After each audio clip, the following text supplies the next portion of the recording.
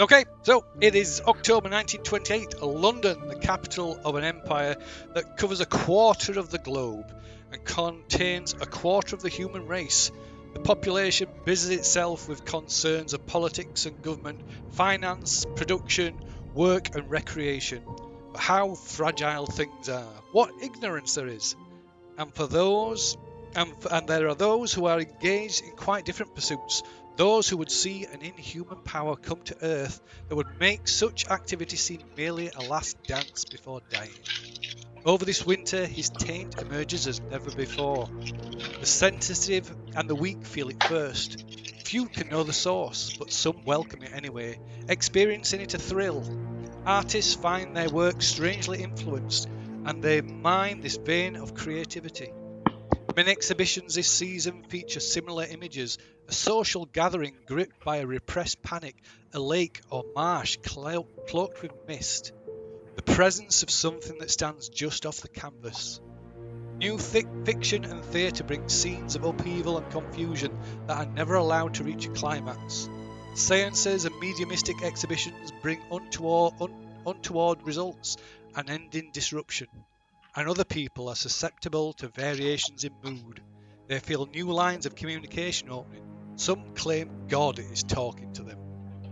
But all feel the lure of the stars. Artists, musicians and writers work at their windows after sunset, their curtains thrown up to the sky. The troubled walk the streets by night, conversing with themselves, railing at interruptions.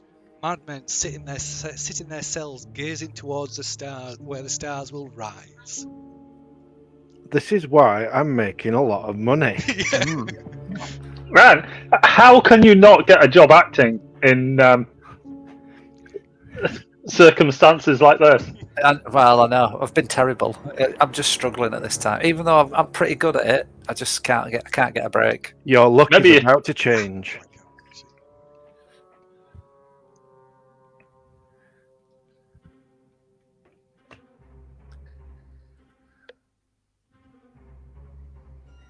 Right, that's where I couldn't find my intro bit because it's there. Right, so. So, in a turn of fortune, Charles has managed to make some new connections with this new, maybe struck by new inspiration that seems to be sweeping the country. And Charles has, through this contact, has secured you all tickets for an amateur West London theatre company called The Group that is offering a short run of performances of a new production starting this very evening at the Scala Theatre on Charlotte Street in London. It is advertised on playbills as Carcosa, or The Queen and the Stranger, being a fantasy by Talbot Estes, adapted from the French. I believe we have a copy of the thing. I'm sorry, I can't go. I'm just snowed under with work. writing all them books. You'll have to let me know how it goes. Have I read this play as a bookstore owner? So it doesn't refer. You can make a hard no roll, I guess. Which would be education. Education. That's what you need. If you want to be a record breaker. Thank you very much. Okay, right. So yeah, the play it refers to, you haven't read it. It's hard. It's quite hard to get hold of. In fact, it when it was written in the published about 1870, I believe, it was a French author, and it was seized. Copies of it were seized en masse by the French government and destroyed. Ooh, French. Don't know if I fancy that, you know. This is why we're getting free tickets. Yeah. So So Charles, you know that the Scala Theatre is known mostly for promoting less well-known and less professional productions. I've done a bit with them in my time. I was going to say, have you trodden the boards there yourself? Unfortunately, yeah, but I like to keep that on a down low. So Were you not good enough for them? Well, they weren't good enough for me, shall we say? You maybe down on your luck. You maybe look at this is maybe you may be looking for another inroad into to up your acting career. This is the first opportunity that's come around. Your new association and sort of building a friendship with the writer Talbot Estes. Maybe if you're very good, they'll let you carry the little tray with cigarettes and ice cream round at the half time. Hey, I'm aiming for that. Don't knock it until you've tried it. Get free ice cream. Are these tickets free, or are we having to pay for them? No, they're free. Oh. They're giving them away. Is refreshments included, or is it just the ticket? Just the ticket. You have to take your own. Disapprove. Can't even stand to give us some interval refreshments. No, you've got to take your own. I'll take my own ice cream, but it melts. Don't put it in your pocket. How many times? So the London Theatre District clusters around Leicester Square and Covent Garden, and it's 10 to 15 minutes brisk walk north from there to where the Scala Theatre stands on Charlotte Street between Goodge Street and Tottenham Street. I don't brisk walk. A slow walk. It's half an hour. A hobble. With me and my stick. So the curtain time is quite late, unusually so. So you arrange to meet at a nearby restaurant. And after drinks and a meal, you make your way to the theatre. Trudging through the snow and freezing slush, you turn your coat collars against the cold, your breath forming clouds of condensation, gathering in freezing droplets on beards and moustaches. Above, the stars are hidden by a shifting curtain of dark clouds. There's a queue, not a cloud. There's a queue outside the theatre. People of all social classes, dressed in their best, huddled up against the bitter cold. The photographer has set up his equipment to capture the scene, and the crowd is looking his way. A large gentleman in an overcoat and a Homburg hat, arms folded, grips a copy of the London Express and shows an angry expression. His wife next to him keeps her head down. Sitting on camp stools in front of them are two well-dressed women in elaborate hats, drinking tea from a thermos. Behind the camera, an empty omnibus ploughs along the snowy street. So the country is in the grips of one of the worst winters on record. Even the Thames is frozen, and the streets are clogged, like deep in snow. The pipes, there's problems with water pipes freezing and burst water mains everywhere. And there's quite a high death toll in the poorer districts of people succumbing to the extreme weather.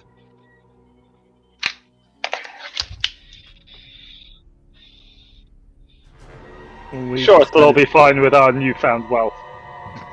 Buy some extra coal.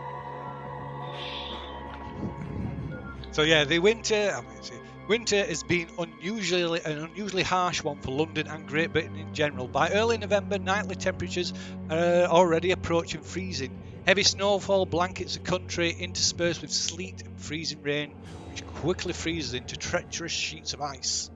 Lakes, ponds and rivers freeze over, water pipes seize up, deliveries of food, coal and firewood are affected.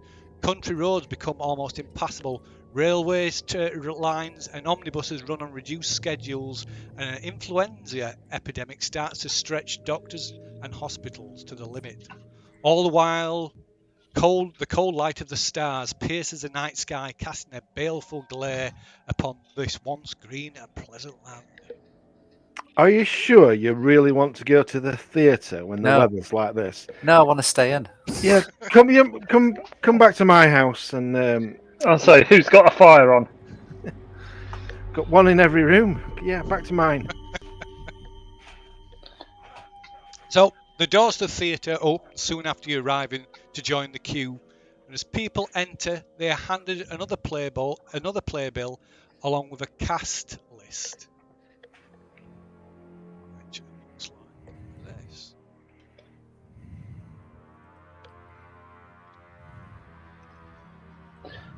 Does it star anybody we've heard of? No, only person who's heard of the cast, people in the cast, is probably Charles. Is this play going to be in French? It's not, is it? Who are you asking? Oh no, it's adapted from the French. Yeah. So, Oh, good, because I don't know a word of French. Yeah, but it's like going to opera, isn't it? When it's all in Hmm. Italian or whatever. You don't need to. Yeah.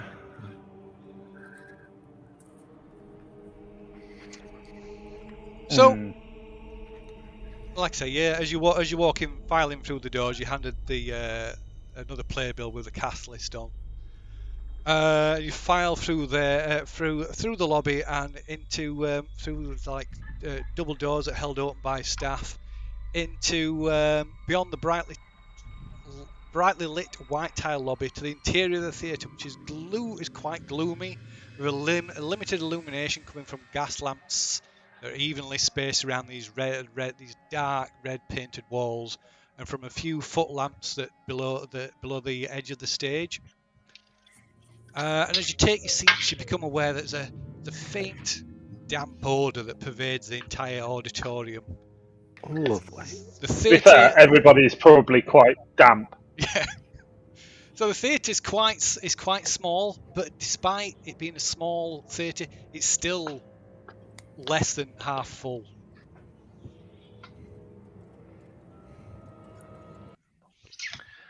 Is there a bar? There, you saw no sign of a bar. Disappointing. There was. Is there an usher? There is ushers out in the lobby. Yeah. I shall ask the usher where the bar is. Across the street. So the usher informs you that there is currently no bar at the Scala, but if you are here till the end of the performance, there's supposed to be. He's not supposed to say this, but there is supposed to be an after show party. Ooh. Supposed to be. Supposed to be. He sort of taps his nose.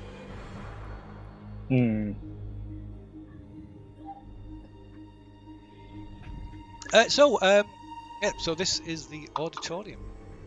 You can I've placed you somewhere, but you can change your seats if you want. I like to be on an end. How about right at back near the door? Yeah. Right at front. Let's break his necks. No. I think we're Right where we are. I think I'd maybe move sort of a little bit further.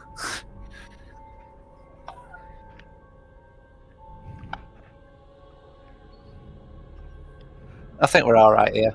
We're far enough away from front. Can I swap with you? Because I like to be on an end. So I Yeah, can go on then. stretch my very long legs out. Yeah, go on then. I'd like you. How do I move myself about? It's because it's paused. Oh, sorry, it's paused. There we go. Uh, No running in the aisles.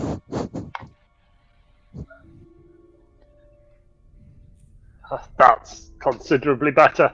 I can sit between you and I can tell you about what's going off and tell you about the acting and the quality of the acting. You can listen to And me. Yeah, you can hold the popcorn. we'll be Yeah. expecting a running commentary on the play. And okay. Nope.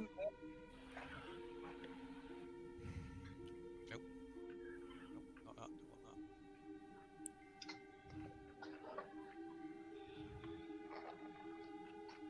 Right. So you sit, shuffling your seats for a good 20 minutes or so till finally the lights dim. Let's dim the lights. Oh. And the curtain raises on Act 1, Scene 1 of the play Carcosa. I'm on the edge of the seat.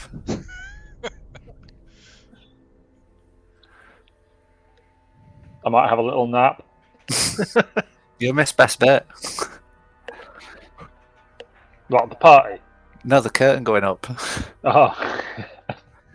That's the action. Wow, that's pretty dark. That is quite dark. That's way too dark. Let me. Maybe we won't be able to see anything if it's Yeah. dark enough. Poor They lighting need to in this adjust the show. adjust the lighting a bit, don't they? I think. There we go. Yeah. That's better. That's much better. Now you can see it for all its glory. So the stage is kind of quite sparse. There's very little in the way of set dressing and props, and what there is looks quite amateurish. Most of the work seems to have gone into a big painted backdrop. So the first scene opens at a palace on a balcony, and on a couch that was once opulent and now faded and threadbare reclines the Queen Cassilda. Behind her, twin suns appear on the sky of a painted backdrop. Entering from the stage left come three actors that, although unnamed, you will learn that they are two sons and daughter. The four discuss matters of succession to the throne, although no one is actually ever named, and none of the characters call each other by name either. The sons seem to argue amongst themselves and complain to their mother, but the Queen does not give them the attention they would wish. And in the end, she seems to tire of them, and she waves them wearily away, and they're sent away. You get given the impression that this discussion they're having seems to be one that they've had many times before. But the actors' performance is a little lackluster, listless, as if they lack any sort of excitement or commitment to the roles.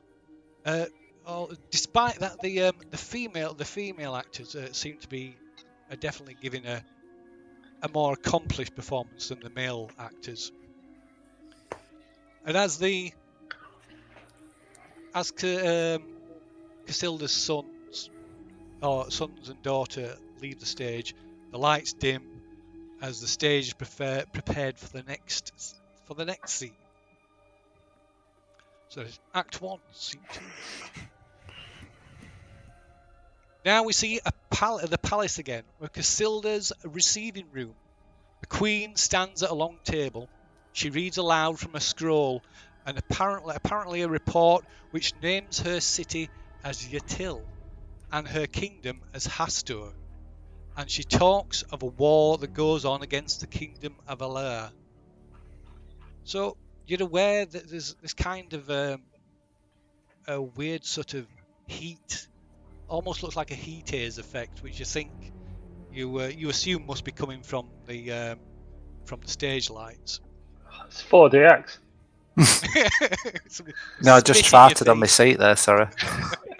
That was a rattle you felt, Gerald. It'll get rid of the damp. Yeah. So there's no apparently this scene goes on, talking about this conflict, and apparently there's no end in sight to this war, and then a child whose fingers are covered in rings and jewellery about his wrists enters the scene. It's unclear if this small boy is another of the Queen's sons, although he addresses the Queen with like a familiar tone, and as the conversation goes on, to the point that he even seems to be bullying her, talking down to her. They speak of Carcosa, a supposed wandering, dreamlike city, which is a place of several unusual aspects. It's been seen to appear overnight, and either seen to be on or beyond the waters below the palace. And the towers, slip behind. There's some kind of optical illusion. The towers slip behind the moons at night, and on seeing the city, no one knows its name. At this point, Cassilda begins to sing a sad song about Carcosa's fate. What's happened? What's happened? What have I missed? Nothing. Not a lot. Who's she? Some broad. Why is he doing that? What's going on? Are you going to sing it for us, Phil? I am not. What I will do, though, is I will regale you with... Oh, where is it?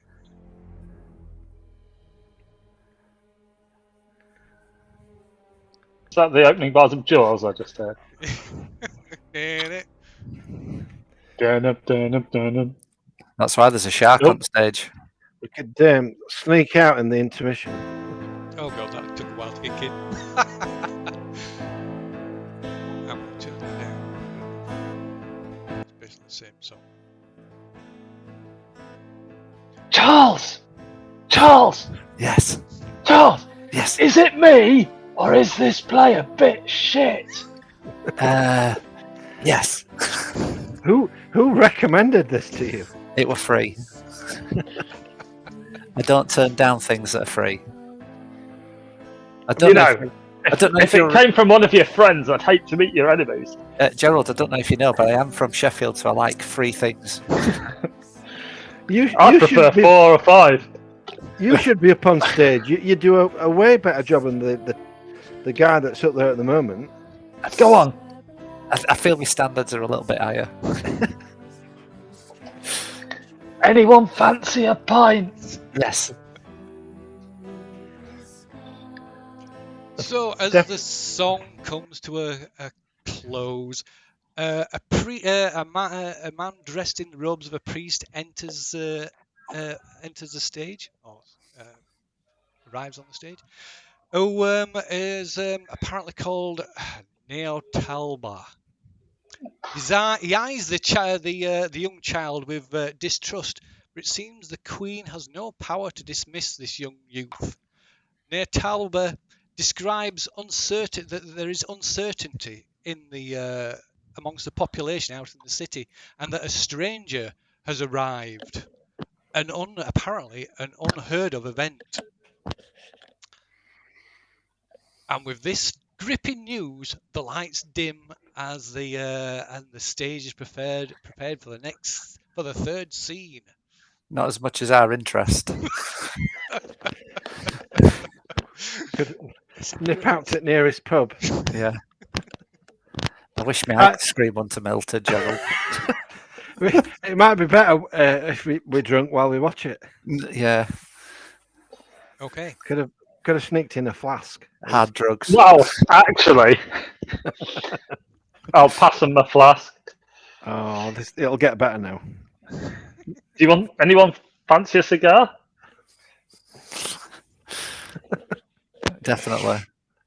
To be fair, smoking will be perfectly acceptable, I'm sure. It will. It's Oh, yeah, perfectly yeah. acceptable in here, yeah.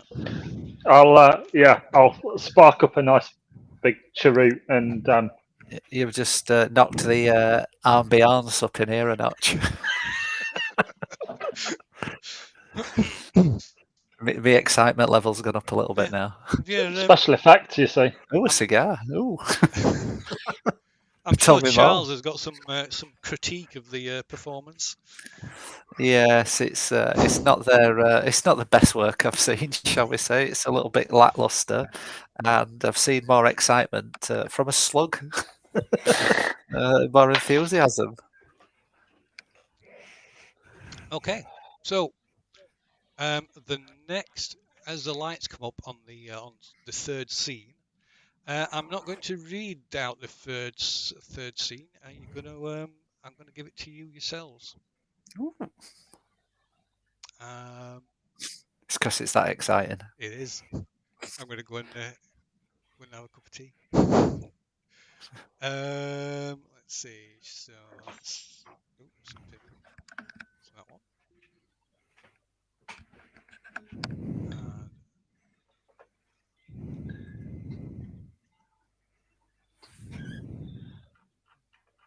For you, Dave. Oh Jesus, I can't read that. I think if you click on the text bit, there should be like a text version of it. I hope. No. Why does Dave get it and we don't? Is he paying more attention? And that's it. Well, there you go, John. No, there's no text version. Oh, is it not? Oh dear. It's very difficult to read. That is. Can't zoom in on it. No. If you pop it out, you should be able to like expand it and make it a bit more legible. Still not. No. The white masked stranger enters. Were you reading that? I'm Insufficient. Yeah, so don't read it out. Don't read it out. If you can't read it, I'll send you some text. Yeah, send the text. Are we all seeing different things? Is yes. that what's happening? Basically, you're seeing what you're seeing is slightly different. It's that whiskey he's drinking. Yeah. It's got heroin in. Perfectly legal. Probably. Bit of cocaine. Yeah. All good.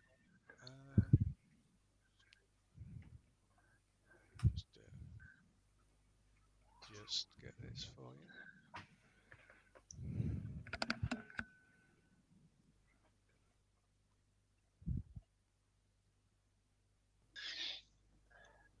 Why can't I see that?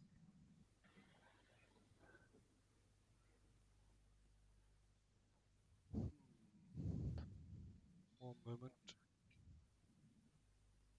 Get it from here instead. Here we are.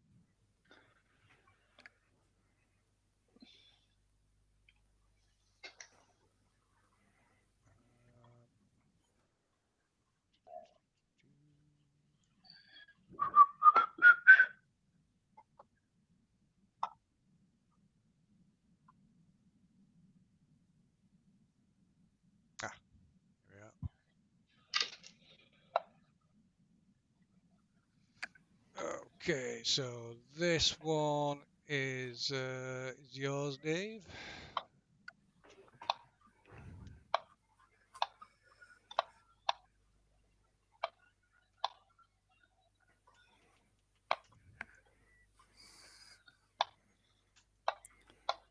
Wouldn't it be easier just to pop them on screen separately and look away when other person's reading it? Could do that. So yeah, look away now. This is Dave's. Oh.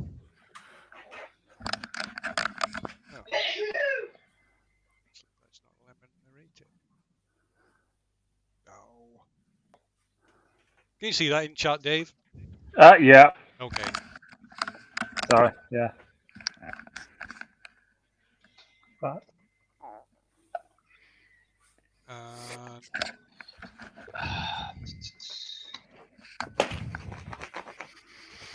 And this one is yours, Andy.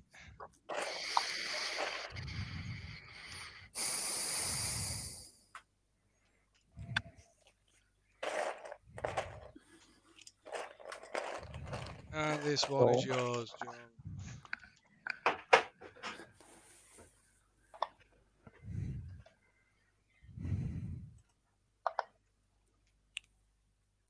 Where is it? Just there. No, I see nothing. Should be in chat. Oh, in chat. Mm-hmm.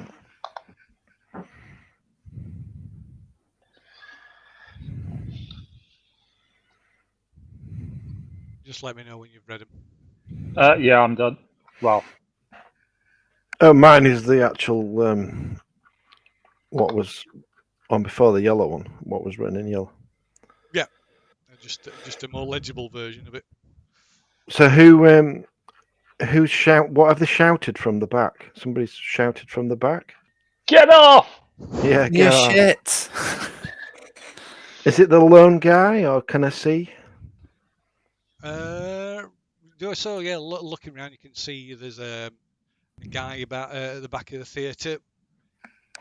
There's a couple of guys sat the guy right at the back. Okay. On his own, in with glasses. Yep, that's the one. And then what's it say? Somebody else is.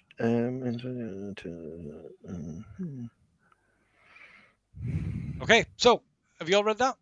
Yeah. Okay, so onto the stage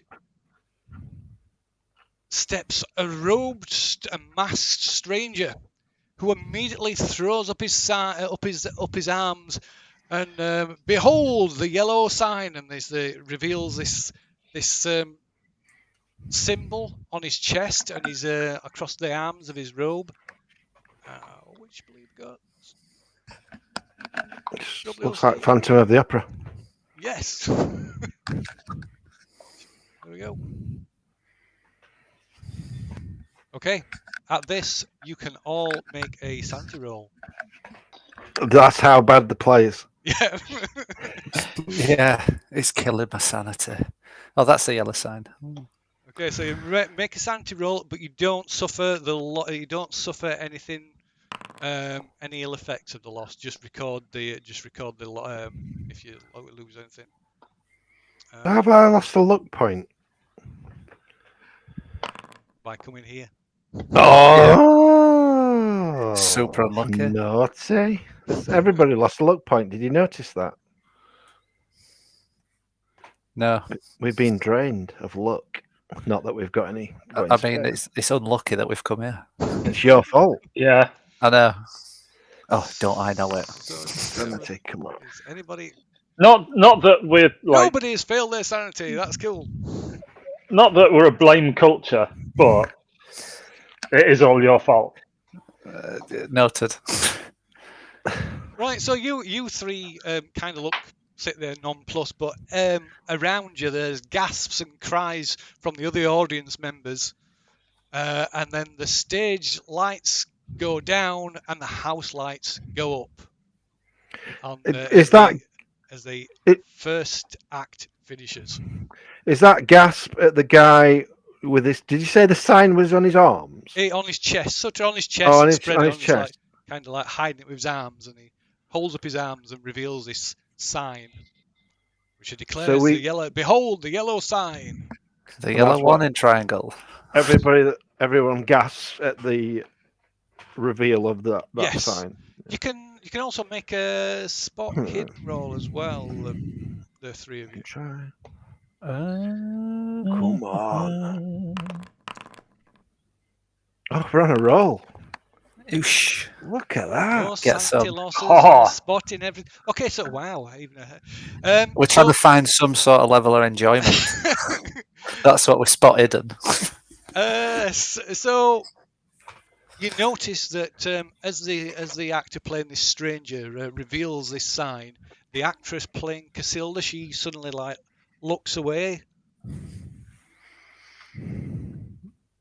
averts her eyes. I'm doing my best to, but that's just from the play in general. I do the same then. I look away. I look at the floor. I'm probably already doing that. Yeah, I'm looking at look at my shoes.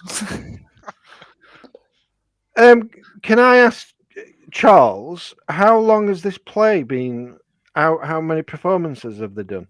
This is the first. It is. It is the very first. The very first. So I wonder how many times they've had to practice. Not many, but None. No, this is you misunderstand. Yeah. This is the first time. This is the rehearsal. That's why it's free. Mm.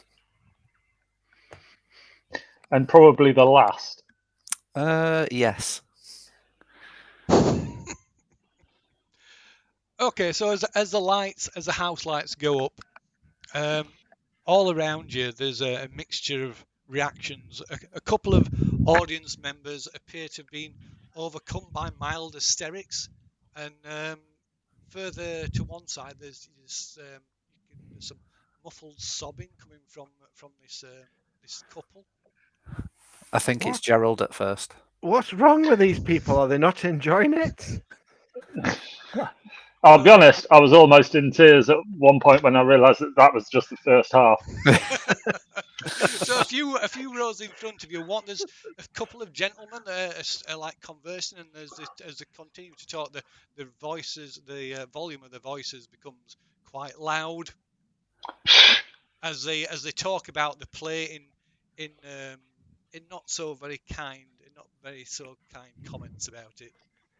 And speaking seem to be as if they're trying to gain support in their opinions of the play from the people around them.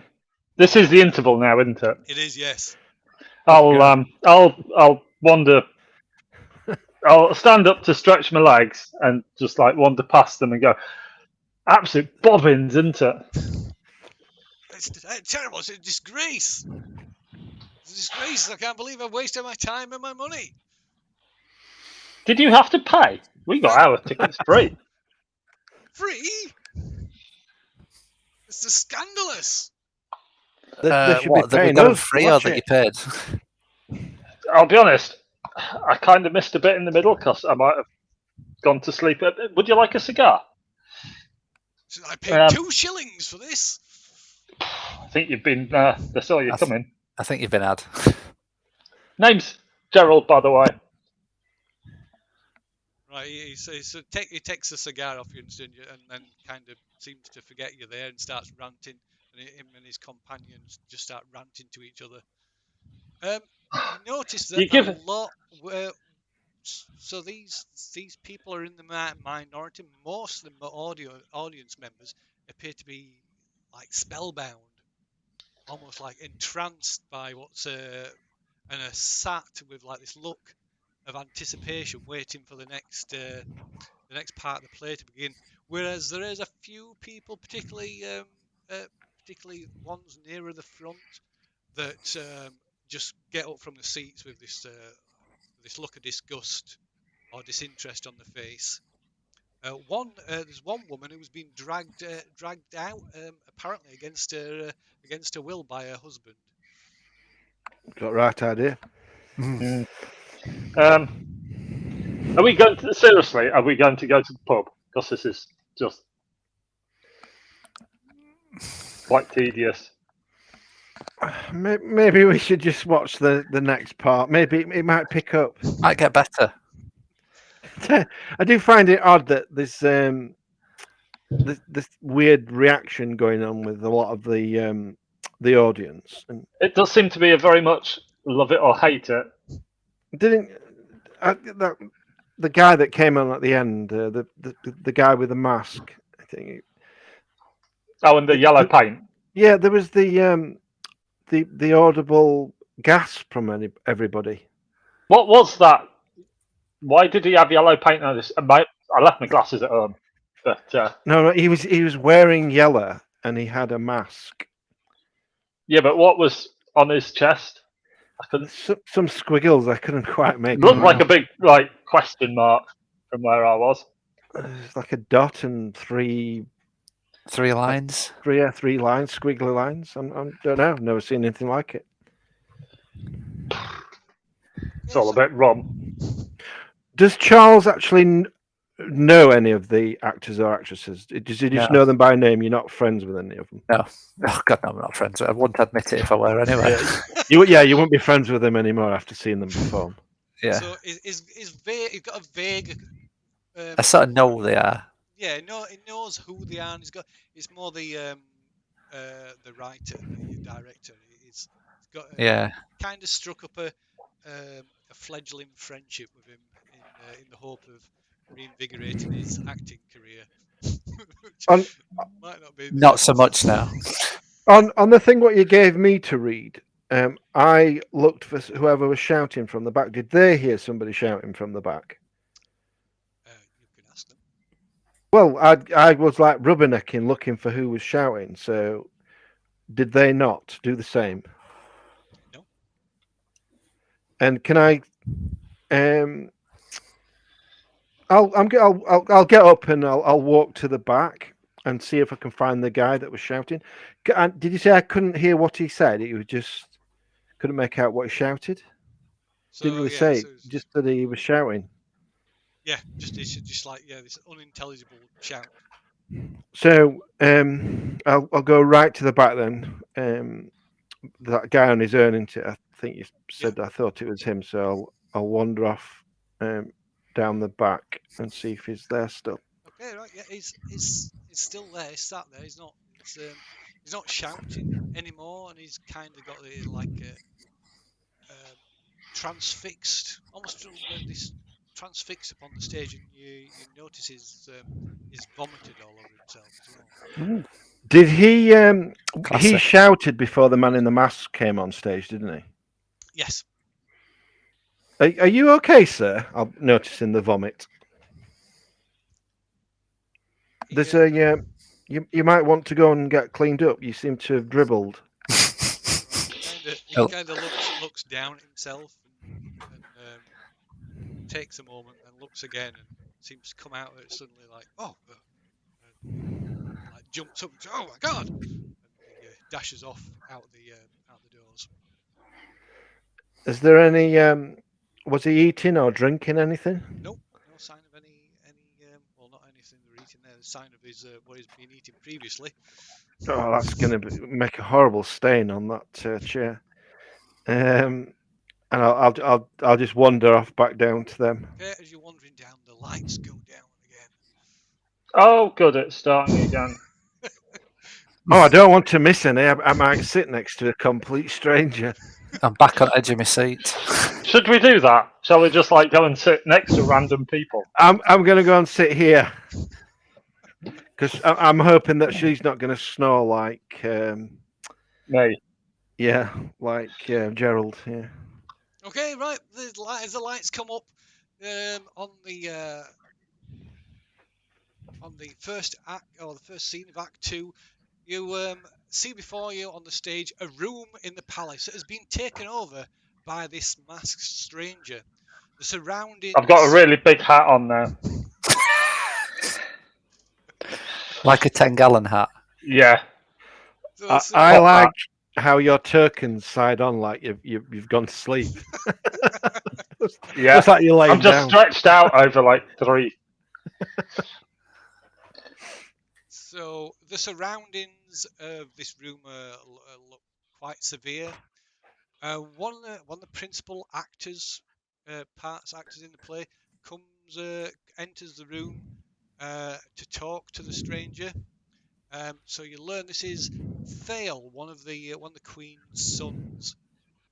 So he wheedles and threatens in order to try and gain the stranger's help in pressing his own case to take the throne. And then he's joined. Then his brother, Uhot, tries the same. He approaches the stranger and bargains and tries to bribe this masked stranger to try and help him in his own claim for the throne. Whereas the sister, she hangs around in the background. There's a sister called Camilla, and she appears uninterested in ascending ascending to the throne. She says instead that she wants someone to listen to her, to anybody to listen, to learn, and she wants to learn something, learn of the outside world from this stranger. But then when the stranger starts to talk to her, try and enlighten her, she doesn't listen to him, and she just drones on about her own problems and speaks of the troubles that her own personal troubles. At this point, the Queen Cassilda enters, and she begins to accuse the stranger of being an enemy, but then bizarrely begins to suggest an alliance, even a marriage of convenience between them, and whatever or whoever this stranger represents. While this is going on, I'll offer the woman next to me a cigar. She kind of looks and politely declines. Looks you up and down. And shh. I'll shush her back. Just cover her up with your hat. Yeah. And then while all this is going on, that young boy, he kind of wanders onto the stage and just stands mutely in the background, doing nothing. And then the lights dim, and the stage is prepared for the final scene of the play. Be pleased to know. So as the lights come back up, there is a masked ball taking place on the palace balcony. The guests are finally dressed, intricately masked, and then move to music played by a small house orchestra.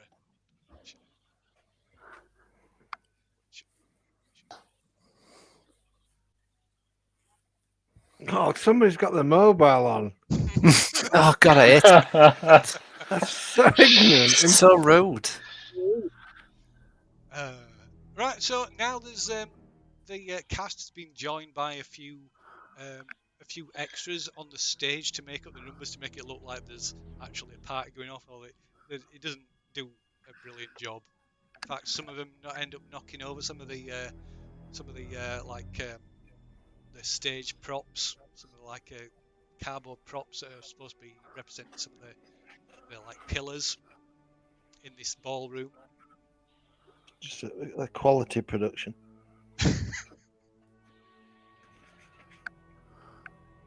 So the stranger, this robed stranger, moves about, moves through the crowd, the dancing crowds, and you can get a better look of his mask. It's like a bone white mask, and he moves with this strange, stiff, almost robotic movement, without any sort of hint of the enjoyment or gaiety that the rest of the partygoers are expressing or attempting to express with their limited acting talent. And at the height of this party, the revelers reveal their faces by taking off their masks. Their eyes are bright and their actions are extravagant, unrestrained. Yet the stranger keeps his mask, or rather, to the dancer, the horror of the dancers, he wears no mask. He grasps the Queen Cassilda by the arm, and she collapses in a faint. Then another figure appears, walking off from stage left, in tattered yellow robes. Probably can't see. There he is.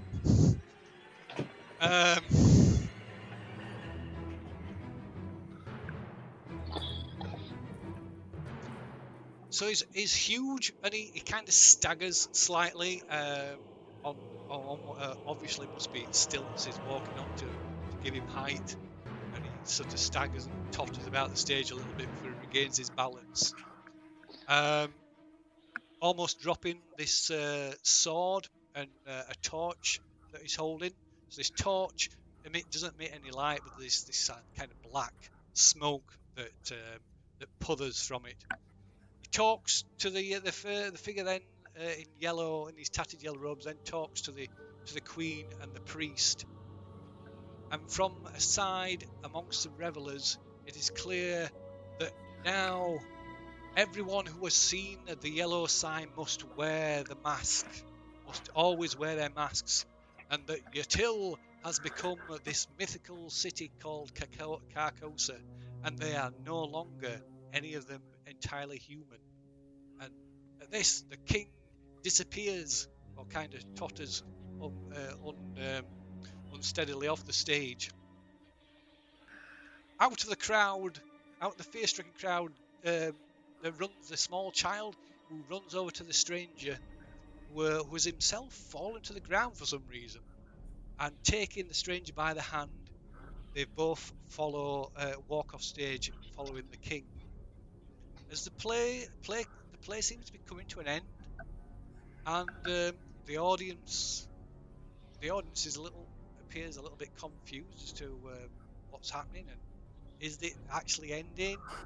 And there's some final lines of dialogue that are being read out by the actors, but the words seem to peter out and somehow distorted and lost. But you can make a listen check.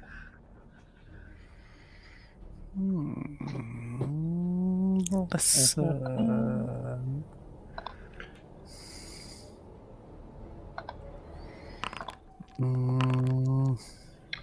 Oh, I'm deaf as a post, so.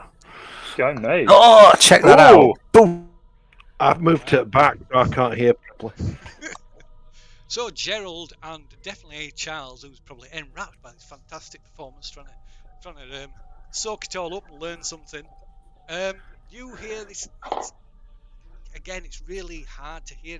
It's like distorted. Speak up. As if it's like being snatched away by a wind, by some like a wind, and you can hear it, and it fades in and out. But you hear this. It says, "And as for thee, we tell thee this: it is a fearful thing to fall into the hands of a living God." And with that, the curtain closes, and the house lights go up, and all hell breaks loose. You mean people aren't clapping? No, there is no. There's a few people like sort of muted clapping from a few people, but most of the there's suddenly uproar. There's like people screaming. A few rows off to your left, there's a sudden like a fight breaks out, and a guy takes his walking cane and he's like beating the guy we were sat with round the head. It's not Gerald, is it?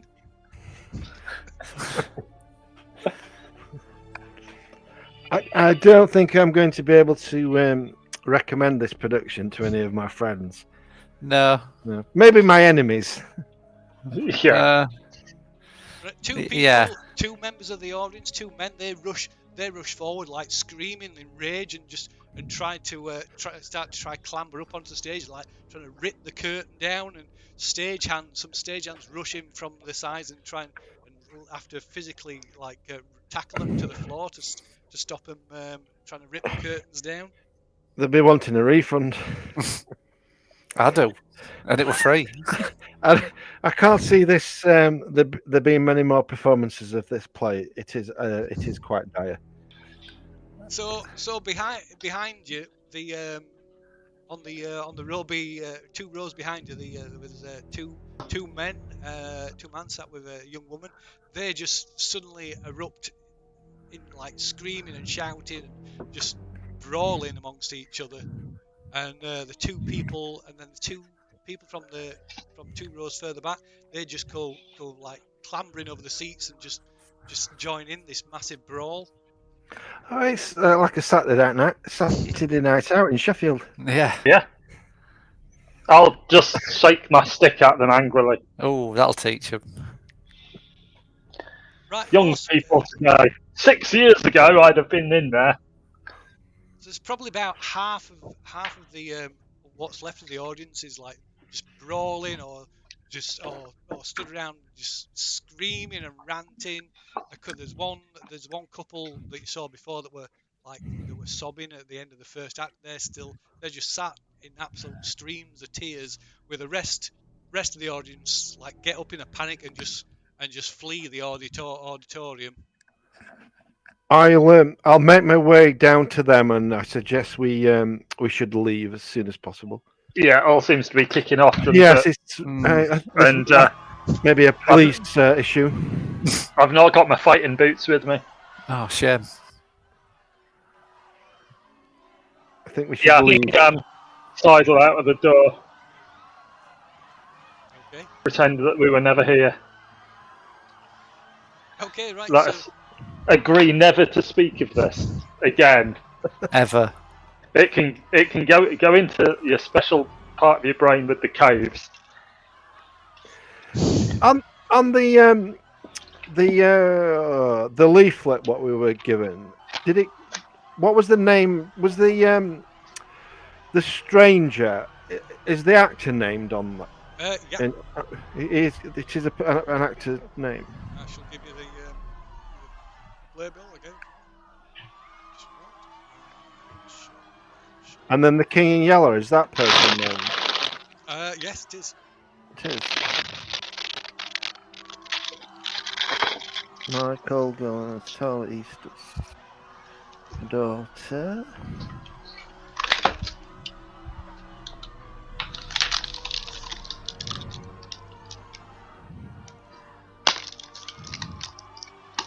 Mm-hmm. Right, yeah. That bloke on stilts was the writer.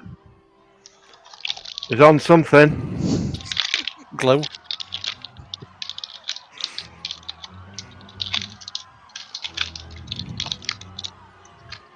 Could probably get a job writing for Witcher. So you're leaving the auditorium then, yeah? Yeah. Yeah. Okay, so you file out of the auditorium into the lobby with probably about half the audience who are like fleeing in shock and panic. Meanwhile, behind you, the like fracas continues, and just mass chaos, just like people rolling around the floor, beating just sending cheers out of each other. I mean, you have shown us a really interesting night out. I've never been to a play before that's had such a reaction. Yeah, it's ended in a punch-up. Yes. Well, I've been to a few like that, but some people seem to be laughing, crying, fighting. Was that part of the play? Are they all actors? The people that are fighting? We're the only non-actors. Yeah. It was a special production just put on for us too, wasn't it, Charles? Yeah, I feel like that. Yeah. Yeah, I feel it was. Has anybody called the police of the people running the theatre? So yeah, out in the lobby you can see the guy in like a tuxedo type suit who appears to be the theatre owner, and he's shouting at one of the stage hands out front to call the police. What's going on? Get the police! Somebody go and get in there! Call the police now! I want to Where's hear some Estes? police whistles. So what are you doing? Are you hanging around? Are you leaving? Or What time is it now? at the time? So the play has lasted about an hour. I don't really want to hang around when there's people acting like crazy. No. You don't? Do you want to talk to any of the actors? I mean, if we can call them that. I mean, they're just people stood on a stage to me. They're not. No. I don't understand all of this, Sam. Yeah. Maybe we can go to a bar, get a drink, and then make our way. I think I've seen enough. Yeah, definitely leave this place. Yeah. No doubt there'll be somebody will write a review of it in the papers. Yeah, I don't really want to be seen in here. It'll tarnish my already soiled reputation. You could do with a mask like the stranger character. Yeah. Or a big hat. Or a hole to swallow me up. Yeah. So yeah, we're leaving. Okay. Right, you do you exit the Scala Theatre then with the rest of the fleeing audience. You part way down the streets when you hear the police sirens and see the couple of police cars pull up in front of the theatre. And then you make a swift exit. I think we should head for that drink, Gerald. Definitely. Refill my flask. Yeah. Harry? Yes. Yeah. So we'll walk to the nearest pub. Okay. Okay, there's plenty of pubs and restaurants in the area, so yeah, you managed to find a nice, probably a quieter, more sedate atmosphere to relax in. I mean, what a strange production and a strange audience reaction. I know it was bad, but was it that bad that people were physically? There was a chap at the back who'd been sick. Does anyone? Do you know what was going on? I'll be honest, I kind of lost track of the plot quite early on. Yeah, agreed. Something about, I don't know, what was it? A fictitious city, people vying for power, and God knows what the stranger and the King in Yellow are about. I have no idea. And that strange child. It's bizarre. And the bloke on the stilts. No, he was the king, wasn't he? Was he? Yeah, that was the king. And did you say he wrote the play? That's the actor that wrote the play. Yeah, actually or translated it anyway. Adapted that version from the original French one. That's what it says anyway on the playbill. Mad French people. That's maybe why we didn't understand it. Yeah. Yeah, that's French. It doesn't translate very well. Yeah, it's missing something, isn't it? Yeah. So let's get pissed. I do think we were robbed when we got those tickets. That's time we're never getting back. Yeah. I will look the following day for Reviews. Any written reviews of the play. But I mean, there weren't many people in the audience, so probably won't be a review. But if there are more shows, I imagine it's going to have the same type of reaction, isn't it? So eventually there'll be some reviews. So the next day, the only thing you're able to find out is that. Is there a police report of it? Disturbance? There's a story about a disturbance at the Scala Theatre after the premiere performance of a new play by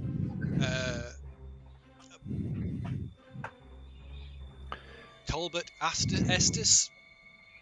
Maybe we should go to a second showing. They might have got into the stride of the production, and it might be better a second viewing. I'm joking. So steady on, old man.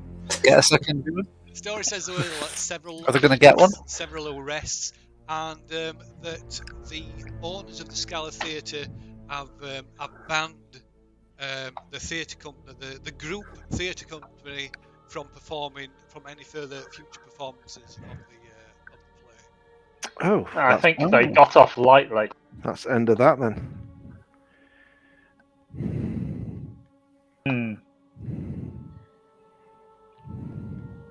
So, anybody fancy catching a movie? Are the talkies out? Not yet. No. Oh, actually, no. What year is it? 28. 28. Is Charlie Chaplin still alive? Oh, God, yeah. Yeah. Charlie Chaplin didn't die until Laurel and Hardy. Recently. Oh yeah, the Laurel and Hardy. Oh yeah. Laurel and Hardy at the height of their powers. Oh yeah, we'll go see one of theirs. So that's what you're doing the next day, then, is it? Yeah. So just to flush his minds of that travesty. Go and watch something good. If we find somewhere posh, there might be a talkie. 1929. I'm sure it was like 27, 28 was. With that happening there, do you think there'd be any? They wouldn't be able to perform it again, would they? Or would they have to go like in a lower tier theatre? would they want to perform it again? The actors and actresses probably wouldn't want to appear in it again, would they? Probably not. No. So yeah, we'll just we'll go and watch a decent film or something the following day, the following evening. Okay. Very well. Yeah. A good Laurel and Hardy would go down rather well. Very well. Okay, right. You're taking a decent film, maybe a meal afterwards, making a much more enjoyable day making for the previous evening's battle. How could we the guy that wrote the play? I mean, I wouldn't, but does Charles know what plays he's written before? Probably, yeah. Can we find out where he lives and go round and burn his house down? Egg his windows. Demand a refund for our free ticket. Yeah. I want time back. I want hours back of my life. Go and ask him for a job. You could go and ask him for a job. I'd rather not. Maybe we could tell him how to improve his play. So yeah, Charles, you're aware of he's got you're aware of all of his past works. Anything so weird or the old? So well, his previous ones were probably better. Oof. In what context? As in like a marginally or like? So they're all kind of sort of morbid or macabre, sort of supernatural subject matter. So some of them are some he's written some novels or some short stories, as well as tried to produce some plays. So his previous works, his earliest one is one called The Grey Lady from 1905, which is about a children's governess that poisons the children's mother and then takes the mother's place. Oh, Beautiful. Jolly little tale. It's one of my favourites.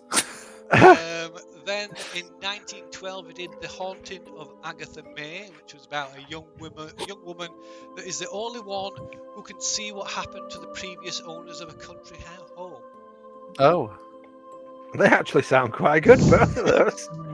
Then in 1921 he wrote The Curse of Daedalus, which was about a magician in a pact with a demon prince that plots to ruin a famous family. Gets better and better. And finally, his last work before Carcosa was something called Evil Root in 1926, which is about the eldest daughter of a man is possessed by the spirit of an Egyptian princess whose tomb was uncovered by her archaeologist father. Riveting. So yeah, he specialises in kind of romantic horrors, macabre romances. What do you call that? Rom-hom. Rom-hom. Yeah. Well, they're the type of women he likes. Is there any way we could, would we be interested in doing this, but the actually original French play, could we find out more information about that? How would we do that? Would you have to go to maybe a library? But would we want to do that? Would we want to waste our time looking into a play that we don't get? I probably would, because of the audience reaction. For me as being interested in people being a little bit mental, I think it would interest me, like a mass hysteria. Yeah. And that sign was weird. There was that audience reaction. Are you that interested? So yeah, you could go and find a library role. Yeah, well, how's he come? Why has he come across that play? He's not French, is he? He's not. What is he? So he is. Charles tells you that he's American. Well, I can do this off my own back. I can have a slack day at work, and I can do it during the day. In between writing your novels. Yeah, writing me trashy pulp. Mm. Under the name Talbot Estes.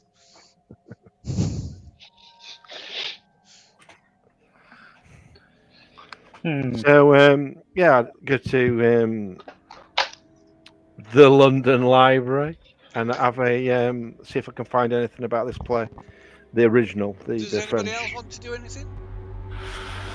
Yeah, smoke a cigar and get pissed. Yeah. Then we should hunt down Polly Jevons and murder. I'm gonna. Well, if you're going to find out about that, I'm going to go speak to the. I might go find the director, seems as I know him. Yeah. Ask him what that shit was about. Yeah. What he was thinking. Putting What that the making hell? it, What was that dog shit that you've just turned out? Yeah, I'm going to go ask him. Okay. Are you doing that during the day or the evening or? Daytime. Okay. And what about Gerald?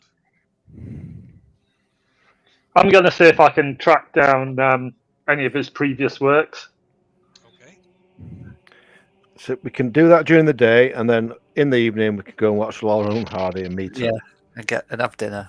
The Lauren Hardy marathon. You can make I suppose Gerald, you can make a luck roll. Maybe you've even got some in your bookstore. Oh. Propping up a table or something. Oh!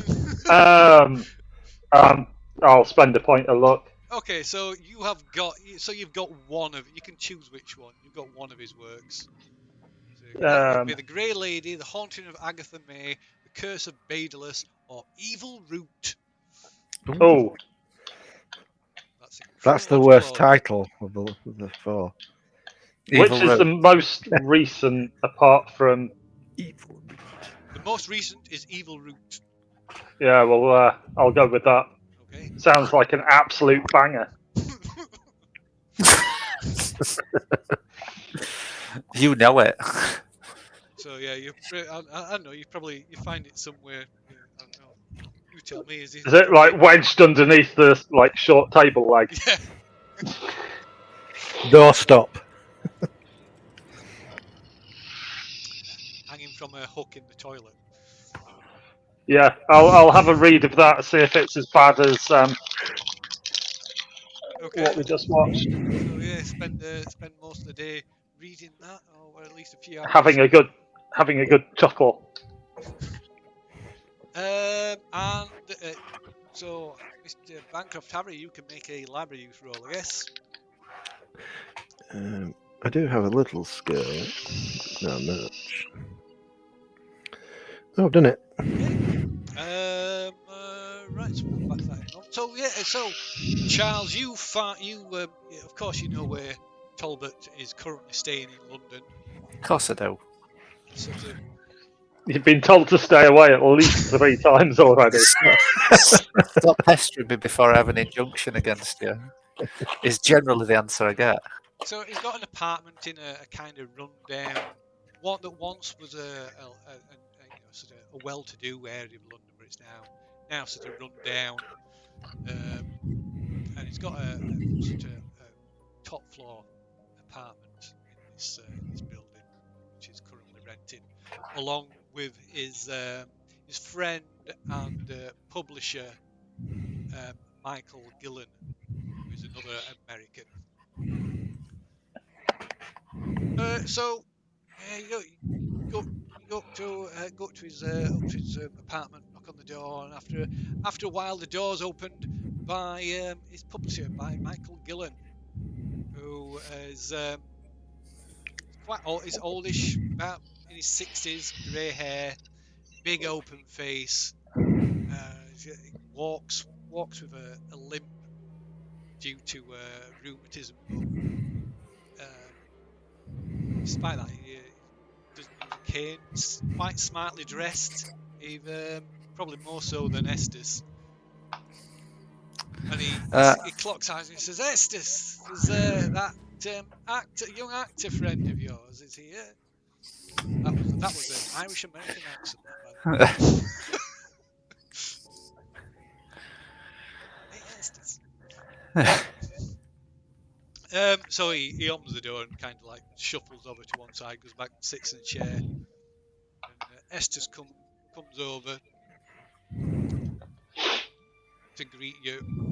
So Estes is a kind of quite tanned and sort of got a really sort of energetic sort of look about him. Looks like he's always on the move kind of thing. But he got a big, thick black moustache, big full head of hair. Though he squints quite a lot because he's got quite poor eyesight. He's got a pair of spectacles. In fact, two different pairs of wireframe spectacles perched on his nose. Estes, how we doing, old friend? I'm fine. I'm fine. I didn't see you at the after show party. Yes. We'd got other engagements. Oh, that's a shame. That's a shame. I think everything went rather well. Yes. Do you? Oh yes. What? Tell me, my boy. What do you think? Well, where did the idea come from for it? Oh, I managed to find a copy of Castigane's play. That rare copy of it. One that survived the purge back in the late 1800s. Yeah. And you chose this because it inspired me. Didn't you find the material enthralling? I'm gonna have to be drama. I'm gonna have to be honest and no. I took a couple of friends with me, and if I'm honest, we had no idea what was happening. Oh, well, maybe I'll send you another ticket when I can find another venue. I'll send you another ticket. Maybe a second watch will enlighten you. Yeah, what was with the guy with the yellow symbol? It's part of the story. Some mystical symbol called the yellow sign. This character, this masked stranger, some sort of herald of the Yellow King. And have you done this play before? That was our first public performance. As I say, I think it went rather well. The quality of actor that you employed was questionable. Oh, really? Anybody specifically?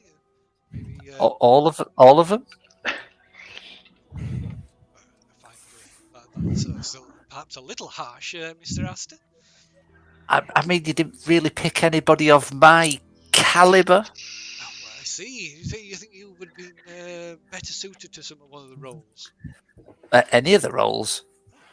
Well, perhaps. I mean, you do know my resume. I do indeed.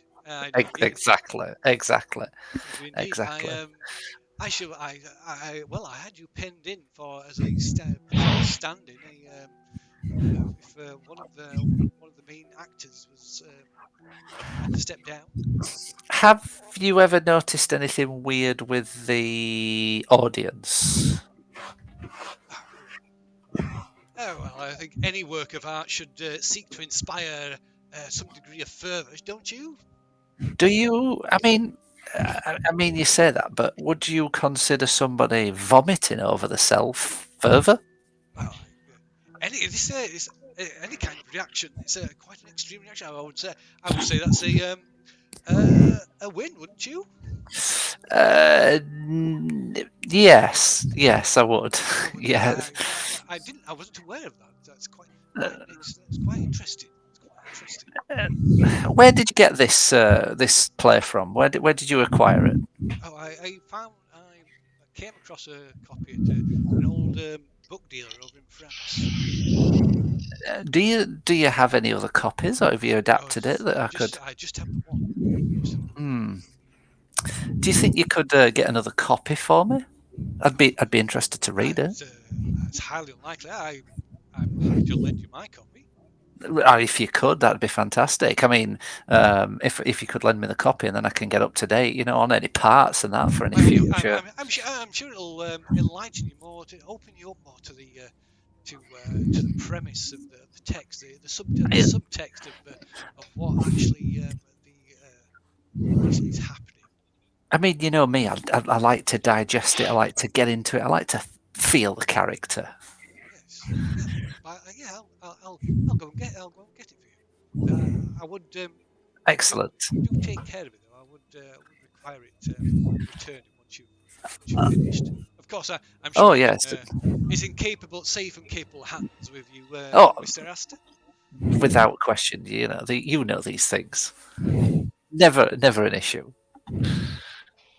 Okay, so he disappears and comes back a few minutes later with this battered little book, maybe a little thin volume, about 10 inches by about 4 inches wide. It's really quite slim, and there's no like markings on the cover. It's like a black sort of cloth cover. I'll take that. Yep. I sort of thumb it gently. It's in French. Yeah. Where did you get this translated? Myself. I did it myself. Oh, excellent! I didn't know you were. I didn't know you were fluent in the languages. Yes, I have Spanish, English. Aren't we all? Excellent. Yes, it was an interesting play. It set up some interesting premises. It's just not necessarily my usual cup of tea. Reading once you've understood, absorbed the original text, maybe my interpretation will take. Where did you understand the interpretation of the text? Where did you find the actors for it? Oh, they're my regular group. I'm sure you're familiar with them. Yes. And their thoughts on this? My actors are fully committed to a performance. What did they think after the show? Well, as I say, we were fully committed, all ready to play, to perform for another 2 or 3 nights. Unfortunately, the short-sighted owners of the theatre have decided to refuse to let us play. For what reasons? Is this because of the violence that broke out? Apparently, there was a little bit of a ruckus. A few individuals misbehaving had resulted in police having to be called, but nothing. It's people inspired. People gets people's blood going.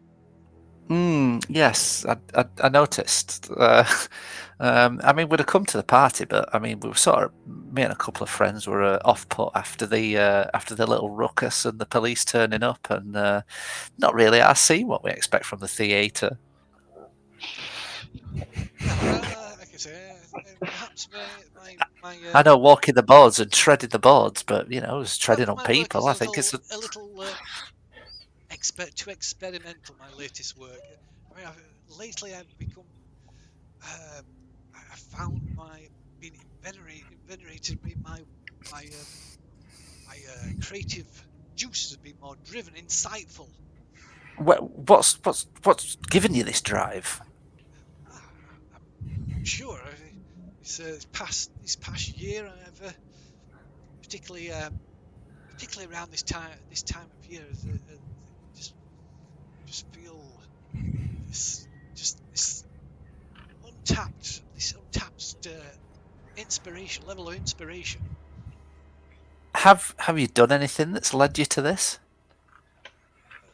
How do you mean?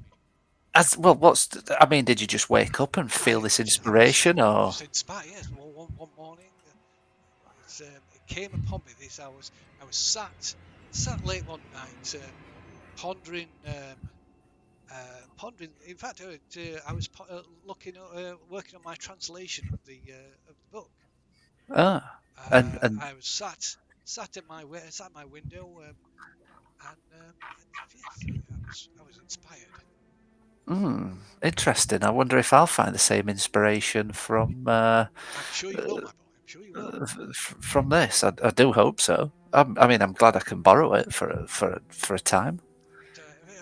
Particularly, I think you'll find the highlight with the real power of the script showed through, and the direction. If you don't mind me, I don't say if I do say so myself. But the acting as well responsible for the impact of the yellow sign was revealed. I found that was particularly forceful performance. What's your views on the yellow sign? Have you never heard of it before? Surely you've no. heard the yellow sign. No, I don't believe I have. Well, as I say, it's I found it an inspiring focus for my writing. I think it was a high point. It's a definite high point in the play where everything comes together: the writing, my direction, the acting of the skills of the actors. It all came together at that point in the play. So that's where the real impact of the evening was.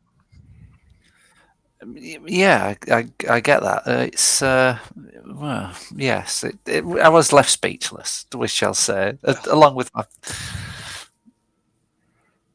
I couldn't ask for a better response.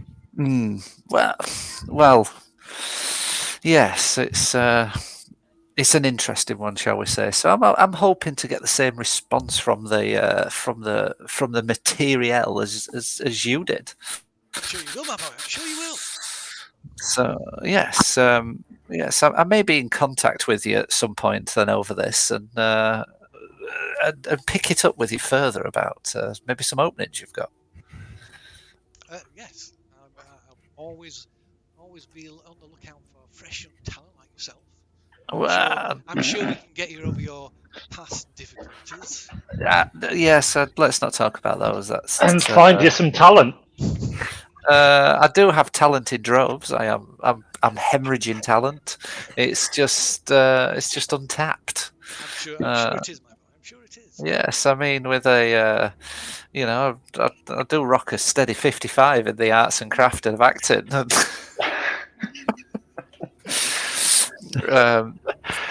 So yeah. Anyway, with that, Esther, I've got many things to do. It's yes, I do believe I shall be getting on. Well, don't be a stranger. There's certainly not. I'll be a stranger. I'll certainly be bringing this back in a few days. And, just be as I say, just take care. Just a quick one, Esther. Will I learn about the yellow sign in here? Yes, it's mentioned in there. Yes. Does it give any background to it? I believe it's some kind of, in the story, if I recall, it's some mythical focus of some kind. Interesting. Well, I'm sure it will. Yes. Thank you. And with that, I get up and see myself out. Right. So, meanwhile, library use. What was it for the King in Yellow you were looking? Yeah, the original. Any information about the play itself, or White was it the books were destroyed or something? Gosh, they were shit. Yeah. In France, the government clamped down on the production or something, didn't they? Yeah. So,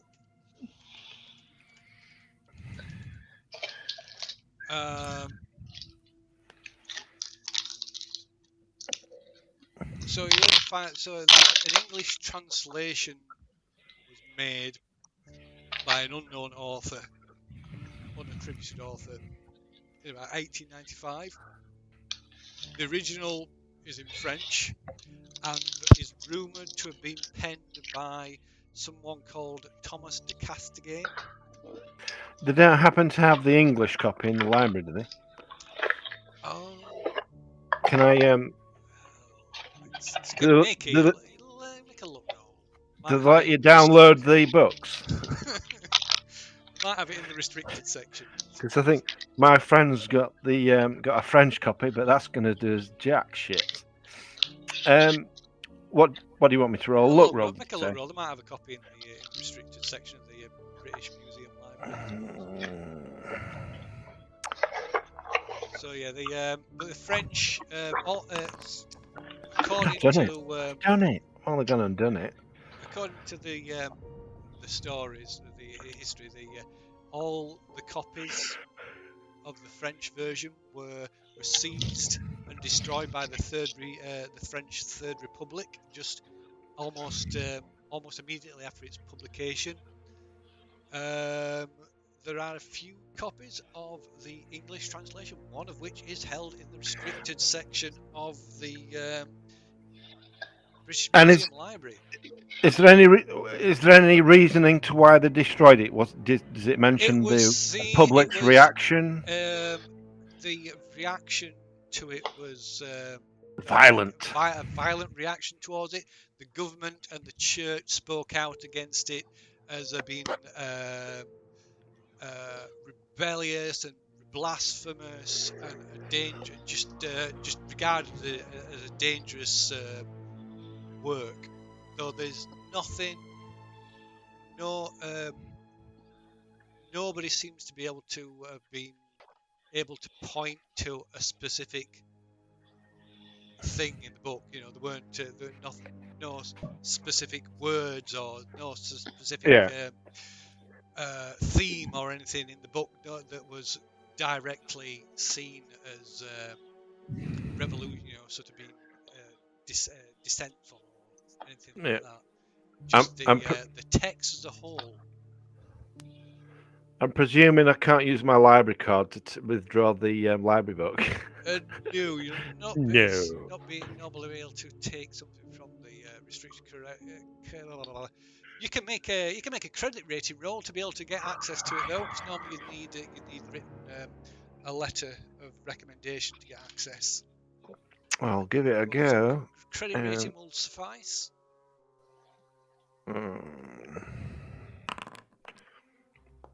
I done it. I've only gone and done it.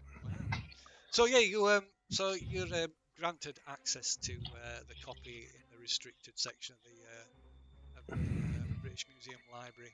So the English translation is in a thin black octavo volume, and it has a large yellow sign embossed across the front cloth cover. Does it look familiar? It does. It is the same sign. Sanity. Yes. So it's the book's kept inside a sleeve, like a carbon sleeve, to cover that up. To cover it up. And as you remove it, you have to make a sanity check. That's quite disturbing. I've done it, but do I lose anything? You don't lose anything if you pass that. But I know it's disturbing. It's so there's something not good. Yeah. Is it black leather? No, it's like a cloth. And so when was this written? So are we talking 1700, 1800? 1895. Oh, so not so long ago. You said Third Republic, didn't you? Yeah. So this is the English translation, which was later than the actual. So I'll turn to the back of the book and rip the last page of the play out. Joking. So just looking at it, is it handwritten or is it printed? It's printed. So how long would it take for me to read it? It would take a week of study. Ugh. Skim it. You could skim it in a day, probably. Well, I'll skim it to begin with. So you can spend the rest of the day skimming. So that will lose you 1d3 points of sanity skimming it. Bargain. D3. So the text is rather ambiguous. Yes. 1 point. And it's essentially like a play. The main body of the text is a play. It's quite ambiguous. It's really sort of almost dreamlike. Is it as bad as written as was the actual production? Yeah, it's hard to follow. It's surreal. It's disjointed, and it gives you a strange. You feel strangely uncomfortable reading it, and it sets you in an irritable mood by the time you've finished skimming it. An even more irritable mood. So that was from skimming. Yeah. So I probably will come back to read it in full. Now I've had access to it. They'd let me look at it again, wouldn't they? So nothing else I noticed from skimming it. No one's defaced it anywhere, written on it. No. Okay. So that'll be my day then. Okay. So on your way, Charles, on your way back to wherever it is you live, I'm sure you live in a classy apartment, classy building. Flicking through through Estes' personal copy. It's covered in written across the text, written in the margins and down the sides, and all over the place. There's these bear with us. labyrinthine scrolls and interpretations scrawled all over the typeface, across text, down the side, in margins, on the on inserted pieces of paper.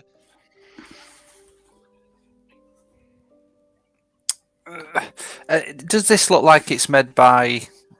Is it recent? As in, it's from. Go on. What's the producer called?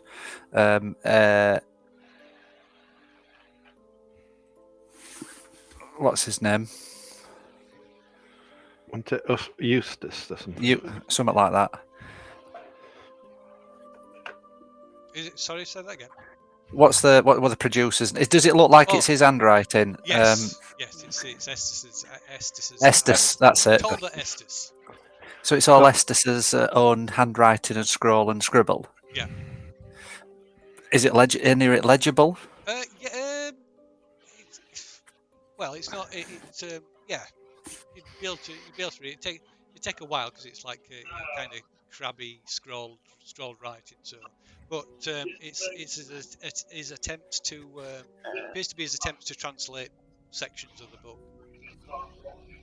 Does it look like the partial translations rather than full translations? Possibly, or yeah. It would certainly make studying the book easier. Can I meet up with Harry in the library? To be fair, it's Hugh, isn't it? And sort of. Gosh. It's probably a little bit beyond my own language abilities. So you maybe don't know. I don't know if you know that Harry's gone to the library, but you certainly know. You certainly know Gerald will be at his bookshop. In fact, yeah, I'll go to Gerald's bookshop. Since he rarely goes anywhere else. Yeah, I'll go to his bookshop. No, me either. And see if he can assist. He's talking to a customer. Yeah, I gathered that in his bookshop. Yeah. can wander around with some WD-40.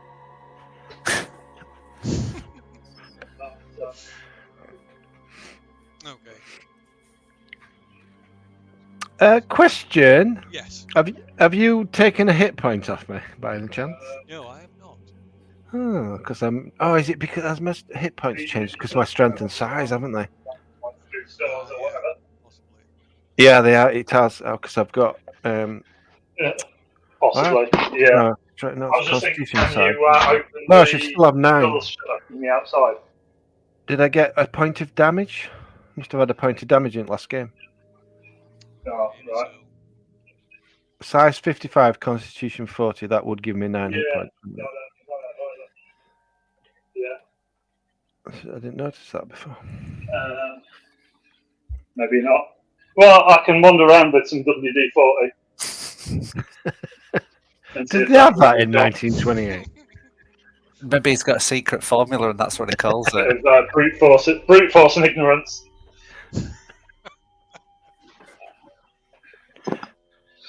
How much longer can it go? At least he's not talking about WD-4. Yeah, tell him I'll come round. I'll probably be a quarter of an hour. Oh. And yeah, I'll bring some. I've got some lithium grease. That might be lithium Well, grease. I'll still sort of study the book then before. I'm waiting outside Gerald's shop. Yeah. Tell him I'm on my way. No worries. Just saying about. Gerald, do you have any grease? Have you got any WD-40? I'm going to have to fuck off, I'm afraid. Oh dear. They're having a crisis at work. They can't. They've managed to get the key stuck in the door, locking up. Excellent. Oh dear. So yeah, I shall. Sorry, I'm going to have to go and sort them the fuck out. Oh, that's all right. I'll not be much further behind you anyway for calling it quits then. Cool. No worries. Sorry about that. I shall see you next week. That's all right. See you later. All right, take See you in a care. bit. All right. See you later. Okay. So what was it you wanted to do at Gerald's bookshop? Sit and study the book with him. Right. See if I could get some sort of understanding about it. Right. Okay. So yeah, so you stay in Gerald's bookshop, poring over the book.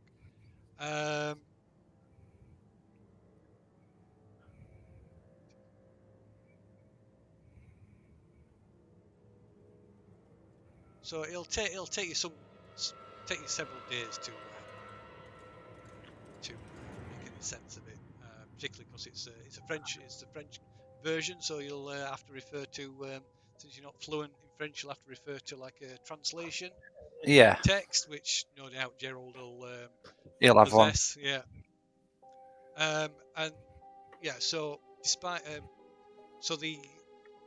I did say that Estes' scribblings would make it easier, but I made a mistake there. It actually will make it harder because he's written because he's written over the text and stuff. Oh, god damn it! Scribblings of a madman don't help. No, god damn it! Yeah. So you can. So do you want to spend some time doing that? Yeah, I'll spend some time doing that. So it'll be obviously you don't have to do it. You can take breaks in between, but it'll take about 10 days to do it. Well, while they're doing that, I can be reading my book in the library. So you can probably both. So you're going to keep going back to the thing. So yeah, you can probably both knock a day off that period of time that you need to study that. I lost Foundry. Where's Foundry gone? Right on the morning of the 19th. Forward for me. Yep. On the morning of the 19th, Harry, you receive a letter. Is it from Agent Shotter. I don't want to be a pen friend. Leave me alone. So the postmark is from Herefordshire, Hmm. and this is the. It's a letter from a Doctor Highsmith. So let me show you that.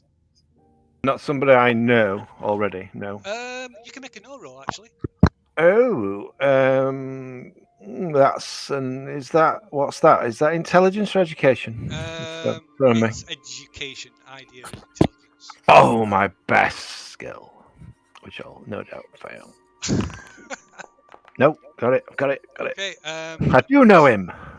Yes, Of him. You have heard of him. Yes. Let me just find him for you. Oh, I know what he wants. He wants a signed copy of my pulp novel. So yeah, you've heard of him. He's the superintendent of St Agnes's Asylum for the deranged in Webley, Herefordshire.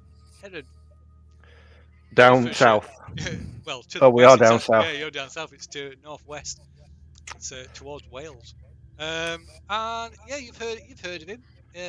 He's in the same field as you. He's he graduated from the University of London in medicine in 1900. He's supposedly a good professional, hard-working, sort of respected, as well as psychoanalysts are respected, not generally, amongst his peers at least. Seen as known as a responsible and respectable practitioner. What's he want? And he's a member, unlike yourself, he's a member of the British Psychoanalytic Society. Right, so yeah, it's a letter.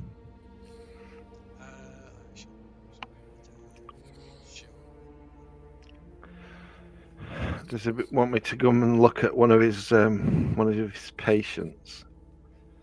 Oh, handwriting. There is a text version. This one definitely does have a text version. You click on the text thing. There's where's the text thing? Where do we click on it? It's How on to do that? the top bar.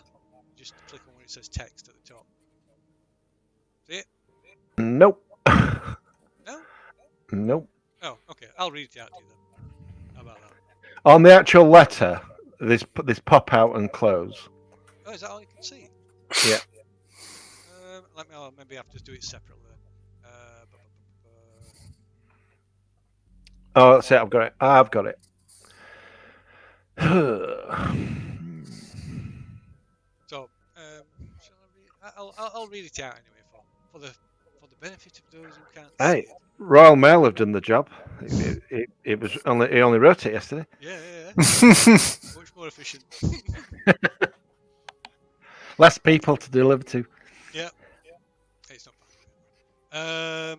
So, from St Agnes Asylum for the Deranged near Webley, Herefordshire, Friday the 18th of October 1928. Let me just make sure I've got the date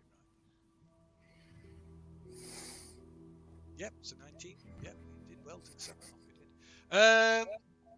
Friday the 18th of October 1928. Dear Sir, I apologise for this unsolicited correspondence, but pray that you will do me the favour of reading it through and considering its request.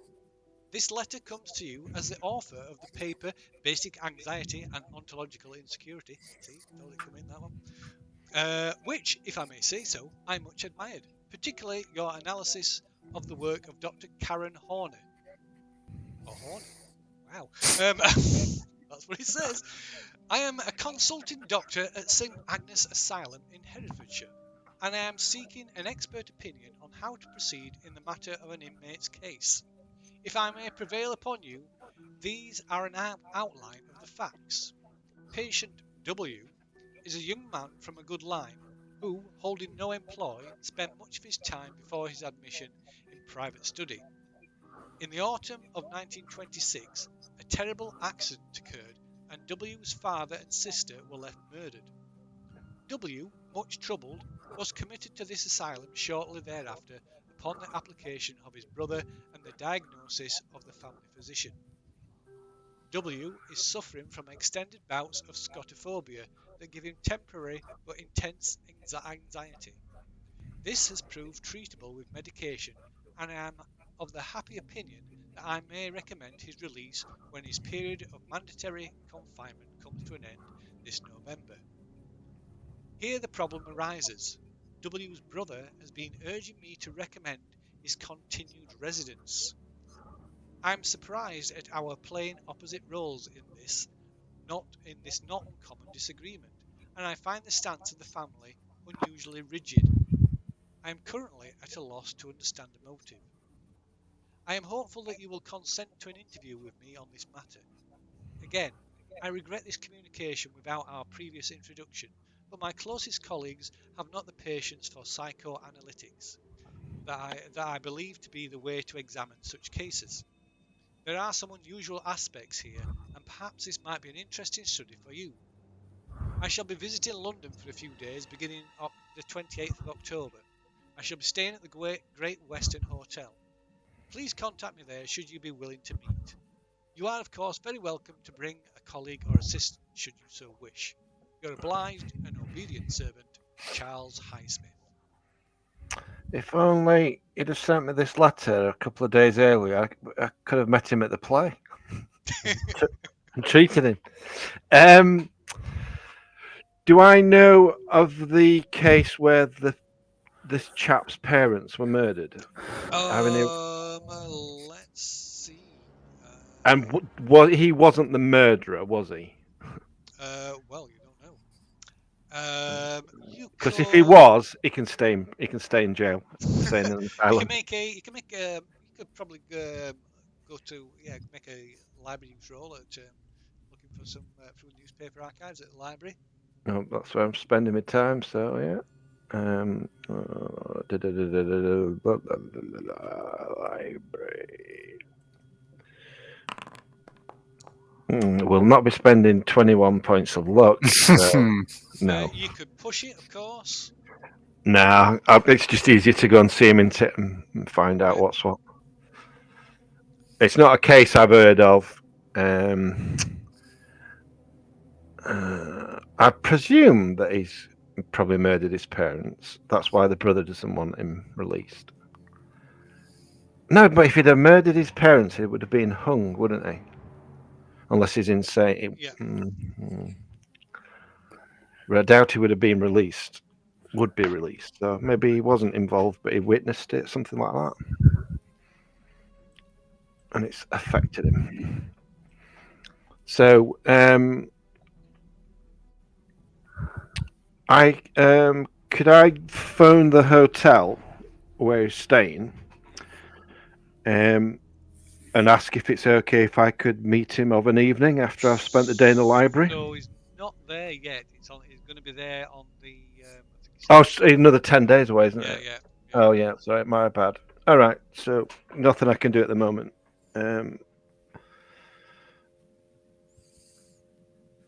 What about where would I access like police files, like murder files? Would I be looking in the morgue in the library? So I've already done that, haven't I?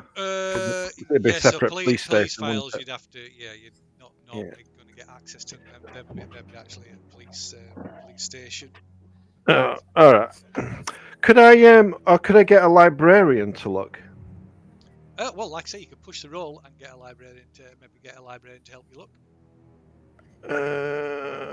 No, I'm not going to bother. I'll wait till we actually meet him. Yeah, I suppose you could spend the intervening time. The pair of you could spend the intervening time studying the copy of the King in Yellow that you've got. Yeah. Well, you're doing yours with Gerald, aren't you? And At the library. Yeah. So yours in English can be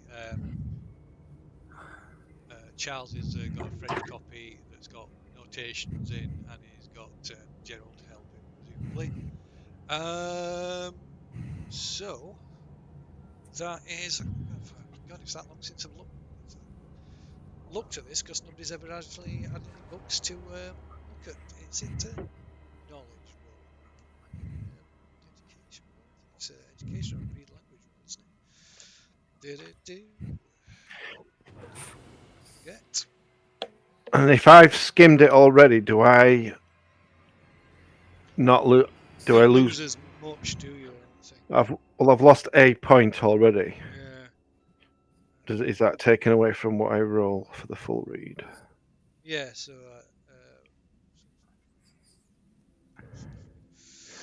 I'm presuming. I mean, I don't. We obviously know nothing about magic, but isn't it? If you skim it, you know if it's got spells in it, or do you already have to know about magic? So initial reading, reading the title, blah blah blah.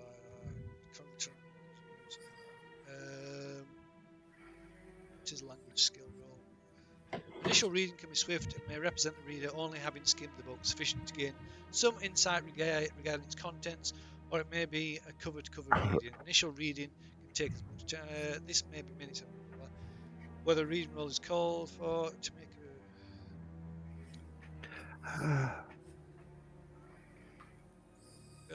It took me onto PayPal. What? Yeah, so I think it gives you an idea of its contents, but not like Yeah. your understanding of it. So there's new mystical elements. So it'd be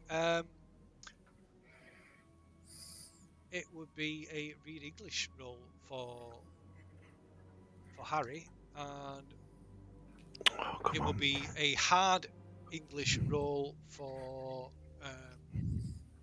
Charles, but with a bonus dice because he's got Gerald helping. So it's my education, isn't it? Own language. It's language. Yeah. Surely I can't fail that. No, I've done it.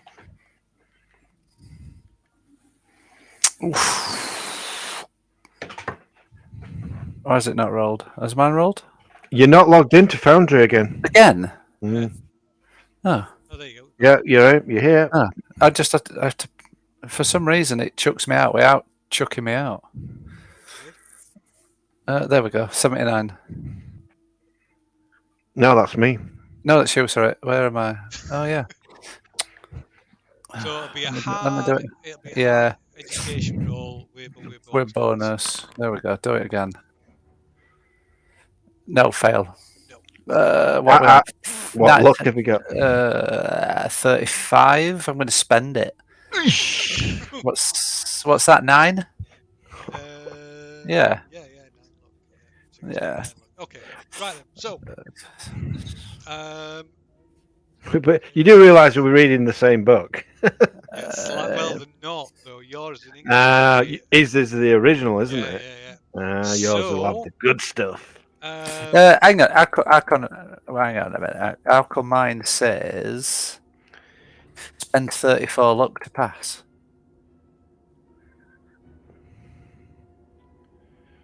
So when you click on it. Oh yeah, why did it say spend 34 luck? Because no, it's your own language is your own language only 49%. Yeah. Oh dear, that's why you're an actor. Yeah, exactly. I can just read the script. But why does it spend 34 luck? Yeah, why wouldn't we spend 34 luck? You're good in them silent movies. Oh, because it's hard difficulty. Oh, it's hard. Oh, yeah. Oh, can I push it then? Yeah, you can push it. Yeah. Yeah. So I get some more books out. Get a couple of other French books he's got, and try and look at some thesauruses and. When you say you're an Jesus. actor, when you say you're an actor, you're actually a dancer, aren't you? Yes. No. Oh wow! So that's a fail. That's a failure. So that means something bad happened. You were supposed to take this book back. You You I've with spilled Gerald, coffee on aren't it. you? I with know Gerald, what's happened. The master of spilling drinks. Yeah. Damn it. So yeah, I imagine Gerald knocks his hip flask all over it. And It's a completely liability. Obliterates several of the pages. Oh. How unfortunate. Yes. So Estes, which completely ruins your relationship with Estes. You never Oh. have to see him again anyway. You Oh, don't, well. don't I want to th- job with him. I thought you were a bellend. Yeah. So meanwhile, at the same time, you're studying the one in the library and you're successful. So you get one minus one. Oh, so you lose 2 points of sanity from full study of this English copy of the book. Slowly chipping away. You get 5 points of Cthulhu Mythos. Now, this introduces a point of Do I believe? Yeah, do you believe or not? Do I, Eck? No, probably not. Probably not. Just from reading some stupid, deranged play, some poxy surreal play. That's exactly. It's probably written by a madman. It doesn't mean I believe it, unless there's magic spells. No, there's no spell. There's nothing in it at all. So how does that work? When I do take on board that Cthulhu Mythos is a real thing, do I get hit with that 5%? So you'll take that 5%. So need to make a note of that 5% Yes. then. So you have got the 5% Cthulhu Mythos. It's just that you just think I'm not a believer. Yeah. Yeah, that's it. Cool. So so that'll bring you nicely round to more or less the date when Doctor Highsmith is in London. Does the book, like a lot of terms, they give you a Cthulhu Mythos rating so you can reference the book and it gives you a higher roll on your Cthulhu Mythos? Or this isn't a proper term though, is it? No, I mean, the book has got a so the book's got a Cthulhu Mythos rating. I don't know. If you're looking, the terms it gives you, like once you've read the book, you can use it as a reference. Yeah. So, but this isn't a proper term, is it? It isn't. No. So it's probably not the same. 5%. You'll have to do that manually, won't you? Yeah. Yes. I'm now tainted. Right. Well, now I've trashed Gerald's book. That's just brilliant. Sorry, now Gerald's trashed my my nice book that I said I'd look after. From there, he owes you a friend a book. he does, yeah. But on that note, I need to sign off on there. Well, it's good place to end in. Yeah. Perfect. I'm going to put some more of my tears on it just to try and wash the coffee. Shit play, shit book. Yeah, I didn't like it anyway. See your career disappearing down the toilet. Yeah, what I had. So yeah. He can still do his dancing. Yeah. I'm an actor. Why won't you believe I'm an actor? You wanted to be an actor. I am an actor. A dancer. There's probably some bars down in Soho where you can get some work. Yeah. Need to create some new dance routine. Yeah, definitely. Start something off. Yeah. So yeah, I'm going to think how I can. I'm going to go to the library. And I'm going to research how to clean coffee off an expensive book.